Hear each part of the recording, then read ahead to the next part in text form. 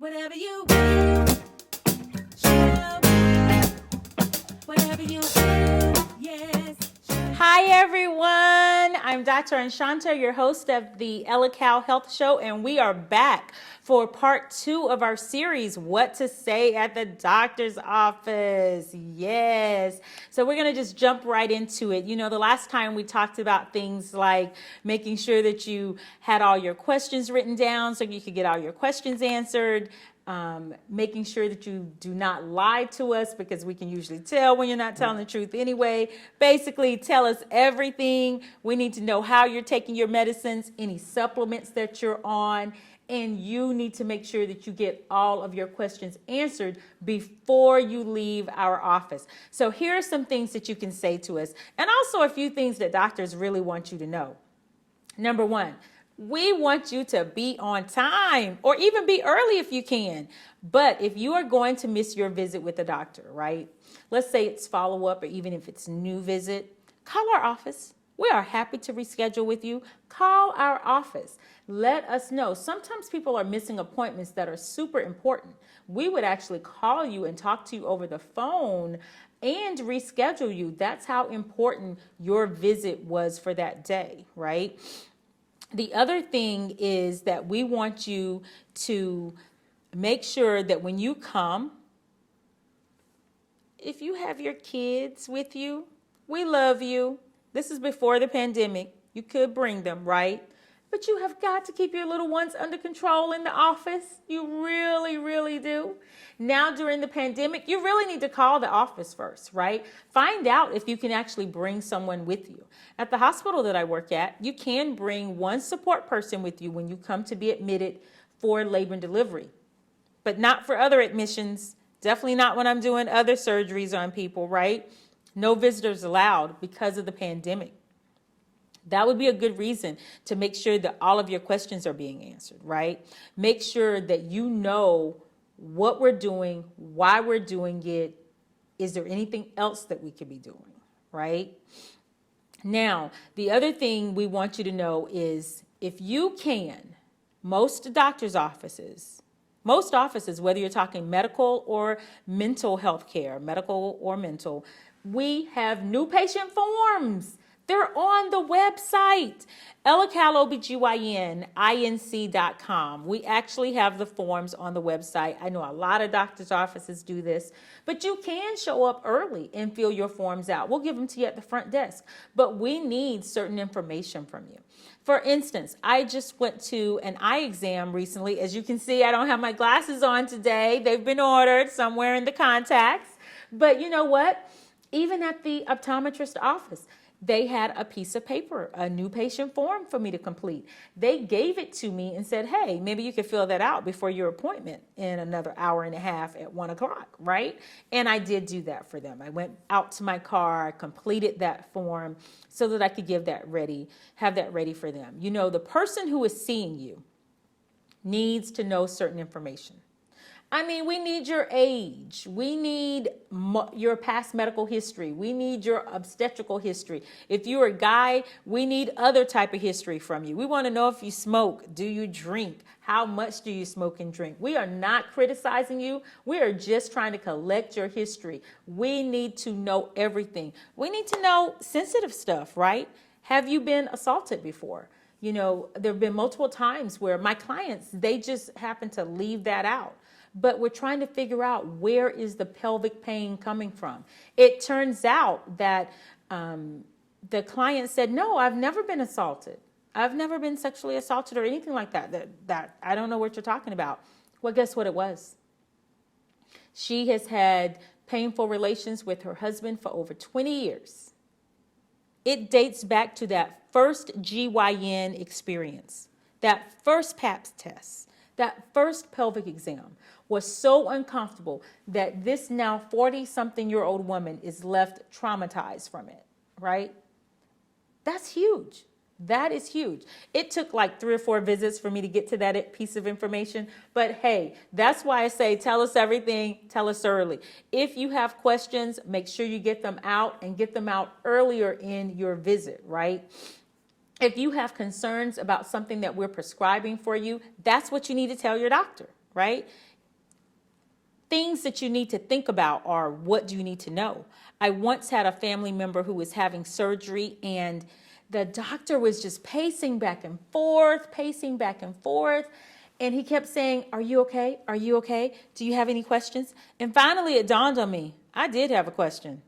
I mean, he was pacing. My question was he nervous? Did he know what he was about to do on our family member? Because if you're not comfortable with what you're about to do, don't do it. We don't want you to. Don't do it. So he said that to me one last time, and I said, "Yes, I do have a question." And the doctor said, "Well, what is it?" I said, "Are you comfortable?" Notice I did not say, "Is this your first time?" Right?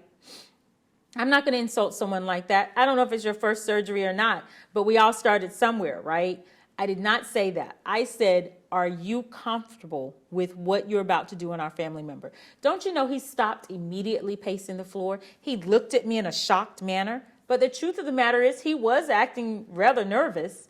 And once I brought that to his attention, he was like, "Well, yes, I'm comfortable. I've done this X number of times. I'm very comfortable. This is a minor surgery." I said, "Okay, well, then we're fine. We don't have any further questions," right? But you need to know how to take care of your family members after that surgery. You need to know whether or not the hospital is going to provide certain things for you, right?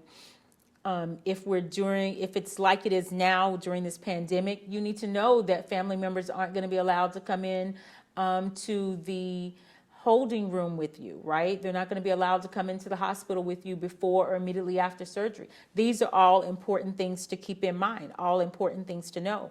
Now, in honor of the children, here's what you need to know, right? What do I need to say at that well child visit about my child? Everything. Write it down, but say everything, right? And that would be whether you were taking in a child or an elderly person. If the person is having symptoms, all of those symptoms, right?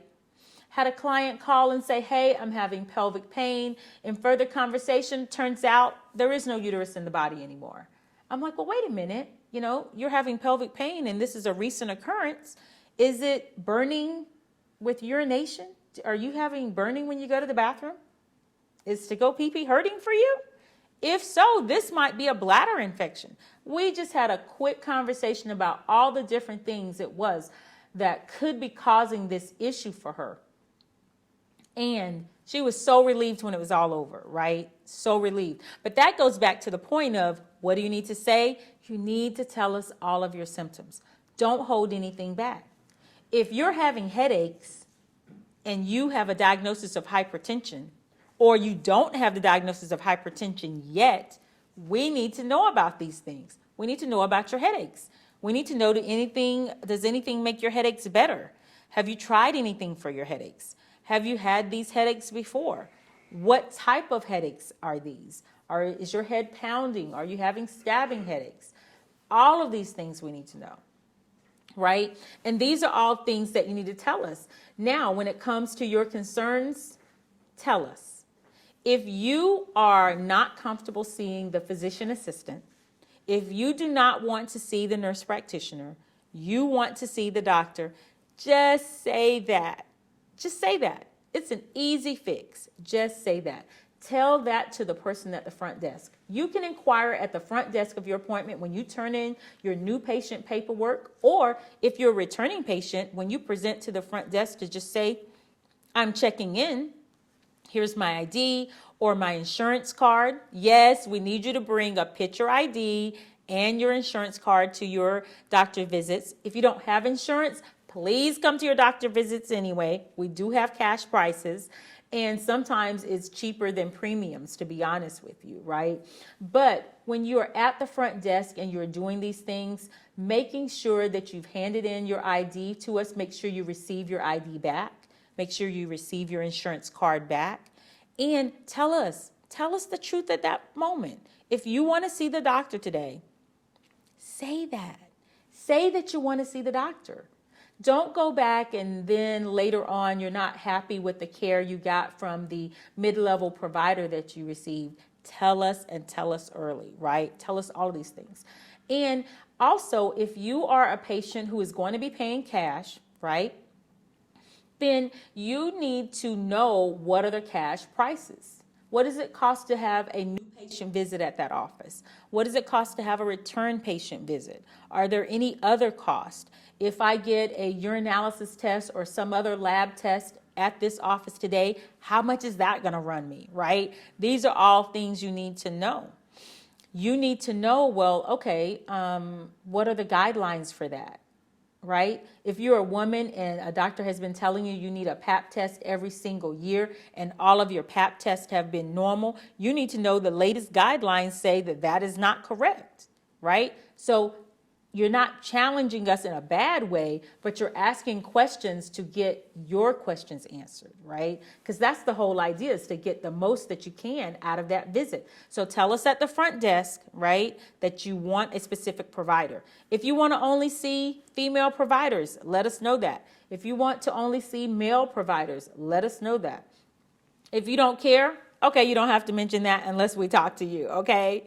And if your child cares, if your child is more comfortable around men versus women or women versus men, then that's something you can tell us at the front desk and they can make an effort. Now, it won't always be that we can put you with who you want to be with, right? Let's just be honest. Every office is set up differently. But if you let us know, we can try.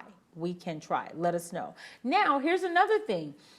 Let us know if you've been using Dr. Google. I think we've talked about this on previous shows. So we all know that Dr. Google is not a real person, right? So there is no per se Dr. Google from the standpoint of using the internet. I'm not saying that there's no one with that name because I don't know that. But the internet is where you're going to go, right, to do some of your research, and that's okay. But recognize that when you come into the doctor's office, you've got a lot of years of experience in front of you, right? Things that you may not have found on the internet, things that you probably didn't find on the internet. In fact, we have access to journals and other websites that you actually can't even get to because you don't have the login or the code to get to it, right? So that's not to say that we're any better than anyone else, but I want you to understand that it's okay to bring in your questions, but then you're at the doctor's office. The least you can do is listen to us, right? Listen to what we have to say. Give strong consideration to taking our recommendation. Please, with a big P on that, right? Did you know that if you follow your doctor's recommendations, then you might actually spend less time in the doctor's office? You would definitely most likely spend less time in a hospital, right? So there are so many things that we can do to decrease the fact that someone would even need to be admitted later, right? Teaching them a proper way to take care of themselves, proper way to eat, proper way to take care of their medications. All of these things can keep them out of the doctor's office. It can keep them out of the emergency room, out of being hospitalized, right? Now, there are times when you are going to need to be hospitalized, and we want you to always, always, always feel comfortable coming in. Feel comfortable coming in. And don't forget what your resources are, right? Urgent care, medical doctor's offices, emergency rooms. You've got a variety of choices, And then there's also telemedicine, right? So let's review it again. What am I taking? How is it going to affect me? What else can I use instead of using that? Did I get my prescription? Did I get all of my questions answered? And while I'm here, I have this friend. Okay, so I'm going to be honest with you guys. We don't like that one. Okay, we really don't like that one. I'm just going to be honest. If you are at the doctor's office for yourself and your visit, and we are treating you, we really want your friend or your family member to make their own visits, right? Make their own appointment to get their own care with us. And you would be surprised. There are a lot of states that have programs available. I know our clinic is affiliated with Every Woman Counts program, which happens to be a program in the state that pays for pap tests for the women and also mammograms. And if the pap test is abnormal, ages 21 to 65, it'll pay for the workup of that. If the mammogram is abnormal, it will pay for the workup of that. So, if the issue is that, hey, times are hard, we don't have insurance, you can still inquire about this. Ask at the front desk. There are so many programs that are available for you to still get you the care that you need. Now, let's talk about surgery, right? What do I need to say if I'm having surgery? I think we touched on this a little bit before, but the real issue is there an alternative? Is there another thing that I can do other than doing this surgery? What exactly does this surgery involve? I am telling you, my surgeon actually picked up a piece of paper and his pen, and he drew me a diagram. Yes, he drew me a diagram, and I loved it. I took it straight home with me to my husband because I'm like, listen, explain to me in words, what exactly are you going to be doing to my body while I'm asleep? Can you draw a picture of that? Can you write that out? And then what are the risks? What is the worst that could happen while I'm asleep? What is the least that could happen while I'm asleep? And what about when I wake up? How am I going to feel when I wake up? Right? What I didn't know after my surgery, I vaguely remember him saying something about this in the office, how they drain your bladder during the surgery with the Foley catheter, but it comes out at the end. Hello, people. That's code for I'm going to have to go to the bathroom on my own when this surgery's over, like immediately. So here I am waking up in recovery, and your girl has to go bad. Why? Because while they've been working on me for the past 3, 4, whatever number of hours that I was out, right? They give us IV fluids to keep us hydrated, to keep us healthy, to make sure the medications that they are giving us are healthy for us as well. And you took that little tube out of my bladder right before you rolled me out of the operating room. Now I have to go to the bathroom, right? It turns out that one of the things that my surgeon wanted was he wanted your girl out of bed within 2 hours of surgery and walking around. Well, having to go to the bathroom made sure that that was going to happen. But these are things that you need to know, things that you need to be able to tell your family, right? And you can ask about this. Hey, you know what? Well, what restrictions am I going to have when I leave the hospital? What can I do? What can I not do? Am I supposed to be lifting? Is it okay to lift something heavy? Some of us have small kids. Some of us have children that are not necessarily 1, 2, or 3. They might be 5 or 6, but a lot of people still like pick up. 6-year-olds still want to be picked up. 7-year-olds want to be picked up. I have to tell you, I am drawing the line at age 7.5 or 8. No more pickups. But then they got this thing called horsey. So we won't get into all of that. I love the children, so we won't get into all of that. But the point is that to make sure that you know what are going to be your restrictions. I know after we have a cesarean delivery, I am often telling my patients after these deliveries to do no heavy lifting, no housework, no exercise for 6 complete weeks while their body is healing. And then I explain to them that the reason I'm telling them that is because over the years, I have noticed that when women are becoming active too early after the delivery, they are often ending up with chronic pain. And we really just don't have medicines for the type of pain that I've seen them experiencing. But you want to know that. Is there anything that I need to not do? How long do I need to not do it, right? These are all very, very important. Is there anything I cannot eat? That's important, right? Is there anything I should not be taking? What are going to be my medications to help me control my pain? Tylenol, I love Tylenol. I like Motrin too, but they said I couldn't take it. But the point is that you need to know these things. These are real questions that you need to write down. Ask your doctor, make sure you have all of your questions answered. Now, here's another one. What happens if I say no? You have the right to say no, right? So what happens if I don't take the CPAP machine?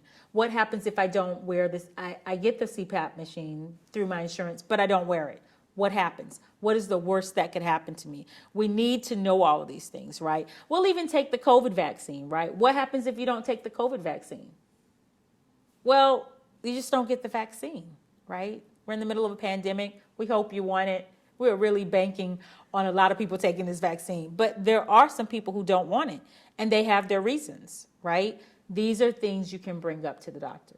You can ask us to explain it, draw a diagram, explain it again until you understand everything, especially when you're talking about the care of someone else. Yes, if you're coming in as the caregiver, whether the patient is the child or a family member or even a friend. Yes, guys, speaking of friends, don't be afraid to go with your friends. Go with your friends. Be an advocate for the people that you care about. Be an advocate for the people that you love. Be an advocate for the people that are in your life. Help us help you take care of them better. These are all very, very important things. One of the things that they talk about on the website is how when we know certain things, especially dealing with the children, when you tell us things like things that they are not doing. So if you knew that the child was not meeting developmental milestones early, things like checking for autism or autism spectrum is something that could be done early, right? If you can get that diagnosis, the sooner, the better. And then we get resources for the children. The same thing happens for the adults. I was watching a television show and the couple was picking out a home.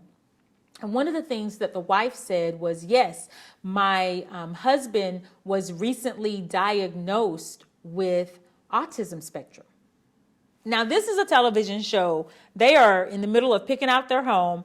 They have been married for X number of years, and he is age less than 30, and he is just now being diagnosed.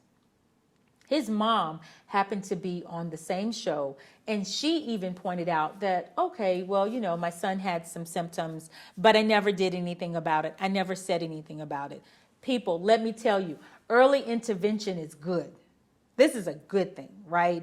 Whatever the diagnosis is, we want it if it really exists, because there are interventions. There are things that we could be doing for patients, things that we can be doing, the system could be doing for children, for adults to better help them. Once she knew that her husband had autism spectrum, that just answered so many of her questions. It also made the show go smoother, I believe, because she pointed out that I know these are part of his traits, but we're going to have to let him understand that he is married, I am his wife, and this is the kind of home I want, and we're going to have to blend this in together. So it was very, very interesting. But early intervention with the children, early intervention with the adults. Did you know that if dementia runs in the family, then that is something that you can diagnose? You could start showing signs of in your 40s, sometimes in your late 30s or your 50s. And there are things that can be in place. Memory games, some newer medications are on the market, things that we can do. Early intervention is a good thing. Early intervention is a good thing when we're talking cancer as well, right? If we catch breast cancer early, we have proven over and over again that we can treat it. We can treat it, right? And early intervention, I just cannot stress that enough, right? What do I have? What can we do about it? What are you going to do about it as my doctor? What can I do to help myself, right? Is there anything else I can do other than taking this medication or having this surgery? What are the side effects of this medication? What are the side effects of this surgery or this vaccination? Whatever it is. These are all the specific questions that you can give to your doctor, the specific questions that you can give to your provider. Get the care that you need. Have fun while you're doing it, right? Show up early, fill out your paperwork, bring the proper identification.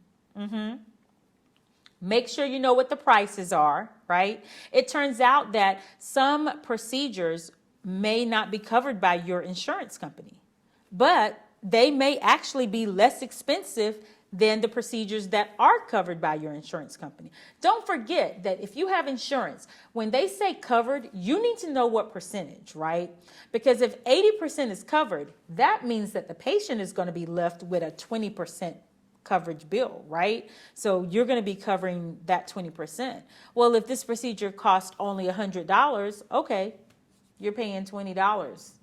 Probably is not too much for a lot of people. Might be a lot to someone else, right? And the same thing happens with the medication. Sometimes medications are covered, but then covered, what percentage is covered. That's what you really need to know. And you need to know about insurances, right? So if you like your doctor, you like this doctor's office, and it's January. Some insurances had open season in December. Some of them are having it right now in the middle of January. But you need to know, does my doctor's office still accept this particular insurance? Is the insurance policy that I'm getting going to allow me to see providers that are outside of my network? If I see a provider that is not in my network, what percentage of that visit will I have to pay? Oftentimes, you actually could see someone outside of your network, depending on what your insurance is, but you're going to be left with a copay that's going to be higher than if you had used a network doctor. And that's something that you can discuss with your providers. So I'm getting the sign that we're running out of time on the Ellehcal Health Show. You know I love to talk to you. It's an honor and a joy to be before you. But another highlight for the nonprofits. Have you heard of them? Some people say they've got the red sign. Some people say they have the white cross sign or the red cross sign. Yes, the Red Cross, the Red Cross. The Red Cross organization is a nonprofit organization. They run to the aid of people in times of need. If there are any major disasters such as fires, but they also are there for military members. As a former military member, I remember that. I remember having to call the Red Cross to send messages to other family members. I remember them doing that for me and my family. The Red Cross organization helps a lot of individuals. They volunteer, they hold blood drives, they do a lot for the community. And they would be a great organization for you to consider giving to if you are in the season of giving. This is the Ellehcal Health Show. We wish you the best health. I hope you've enjoyed the show. God bless you. I love you. I'll see you the next time. If you've got a great topic that you want us to cover, drop us a comment.